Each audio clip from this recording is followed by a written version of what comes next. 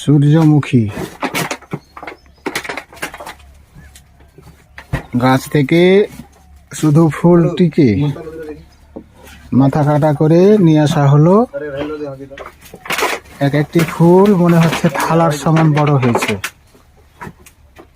এবং আশ্চর্য অভাবনীয় এক ফলন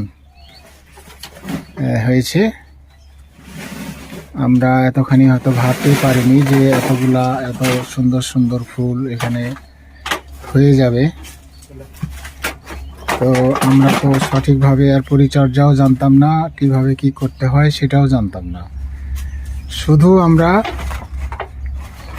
সূর্যমুখীর বীজ দিয়ে দিয়েছি, আর যখন ফুল ফুটতে যায় তখন একটা স্প্রে দিয়েছি। এই একটাই মাত্র স্প্রে, ফুল ফোটার ঠিক ওই ফুল দেখা দিল ওই সময়ে।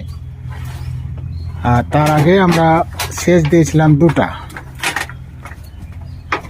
তো এর রোগ প্রতিরোধ ক্ষমতাও প্রচুর।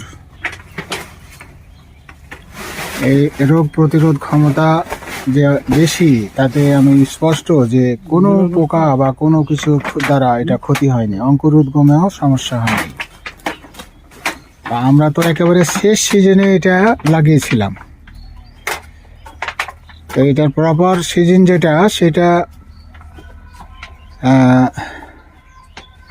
সেপ্টেম্বর মাসের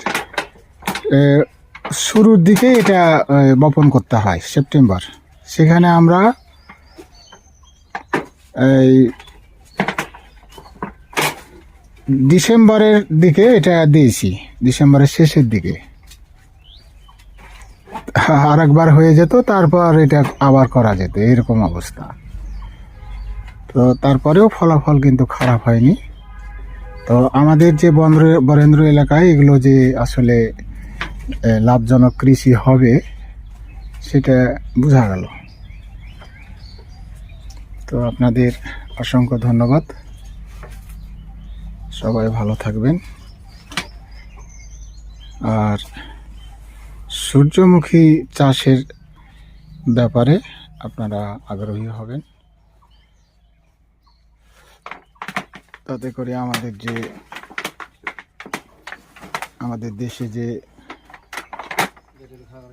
তেলের চাহিদা, উন্নত মানের তেলের চাহিদা, সেটা এখান থেকে খানিকটা হলেও পূরণ হবে।